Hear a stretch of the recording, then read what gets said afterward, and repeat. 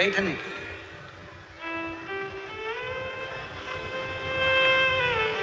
आशीष जी जब ये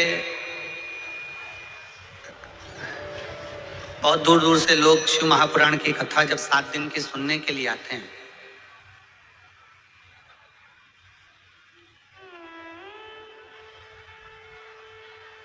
तो यहाँ शंकर जी की कथा सुनने के लिए जब पंडाल में पहले दिन, एक दिन पहले जब भक्त पहुंचते हैं तो वहां दरी बिछाते हैं, अपनी चटाई बिछाते हैं। देखा तुम लोगों ने? दर्शन करें और नहीं करे हो, अगर मेरठ वालों ने अगर रात्रि के दर्शन नहीं करे हो तो आज रात के इस पंडाल के दर्शन जरूर करना, यहाँ के कीर्तन के दर्शन। और भगवान ने आपको मोबाइल दिया है तो यहाँ पर जो कीर्तन हो, भजन हो, रात्रि का जो स्मरण हो, उसके वीडियो फोटो आपके भी और उसके भी अपनी सोशल मीडिया पे भी डालना कि हमारे मेरठ में भी शिव महापुराण का सत्संग कैसा हुआ। ऐसे तो तुम डालते रहते हो, पर वो सत्संग का डालो कि आज कथा का 6ठा दिन है और 6ठे दिन में शिव महापुराण की कथा में हमने आज रात्रि को बाबा के इस पंडाल में भगवत भजन किया। तो जो भक्त आते हैं पहले दिन वो अपनी दरी बिछाते हैं और दरी बिछाने के पहले बाबा से आज्ञा लेते हैं, बाबा आपकी कृपा हो तो हम यहाँ शिव महापुराण की कथा सुनने के लिए बैठ रहे हैं। आप दया करोगे तो हम कथा सुनेंगे, आप करुणा करोगे तो हम कथा सुनेंगे, वरना हमारे बस की बात नहीं है कथा सुनने। किसकी सामर्थ्य था? जो शंकर की कथा में दिल लगा ले, शिव की कथा को सुन ले और शंकर की कथा को अपने भीतर उतार ले, सामर्थ्य था। सती मैया कथा सुनने गई, मन नहीं लग पाया। उमा कथा सुनने के लिए गई, मन नहीं लगा। कात्यायनी कथा सुनने के लिए गई, मन नहीं लगा। कुष्मांडा कथा सुनने के लिए गई, मन नहीं लगा। स्कंदा कथा सुनने के लिए गई, मन नहीं लगा। पार्वती मैया कथा सुनने के लिए गई तो भी उनके नेत्रों में नींद समा गई थी। शिव महापुराण की कथा सुनना सरल बात नहीं है। अगर दिल लग जाए तो समझ लेना कि शिव ने मानकर चलना, अगर मन लग जाए। फिर निवेदन है, शिव महापुराण की कथा में जितनी देर बैठो, शंकर की कथा में जितनी देर बैठो, उतनी देर दिमाग मत लगाना कि मुझे ये करना है, मुझे वो करना है, मैं वहां बैठ जाता, मैं आगे बैठ जाता, मैं पीछे बैठ जाता, मुझे तो कुर्सी नहीं मिली, मुझे सोफा नहीं मिला, मैं कहाँ बैठा हूँ, मैं किस जगह पर बैठा हूँ। दिमाग बिल्कुल मत लगाओ। ये कथा को तुम जरा, मैं कहूँगा आस्था चैनल वालों से जरा दिखाइएगा। लोगों को नीचे जगह नहीं मिल रही तो गाड़ियों की छतों पर कहाँ कहाँ चढ़ चढ़ के लोग बैठे हुए हैं, दीवालों के ऊपर ना जाने कहाँ कहाँ जगह मिल गई उनको। ऑटो तक के ऊपर बैठे हुए हैं, कहीं गाड़ियों के ऊपर, कहीं पानी के टैंकरों के ऊपर, कहीं जगह होए तो बैठे व्यक्ति। कथा कथा है।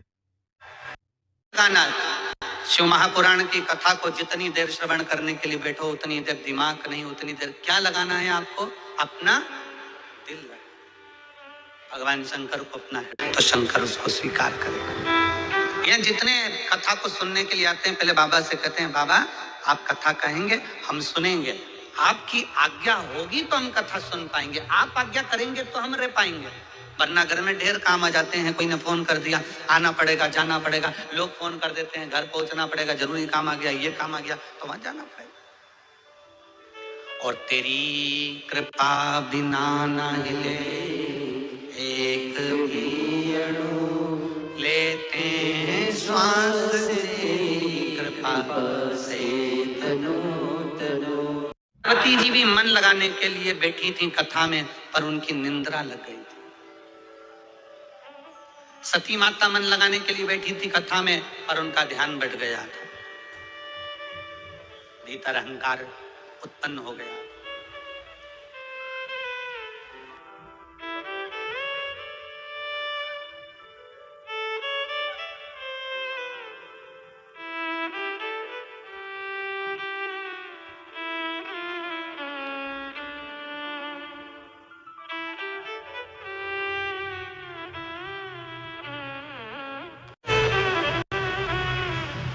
शिव तत्व का जो लाभ है, शिव तत्व का सबसे बड़ा जो सुख है, वो जीवन का एक आनंद है।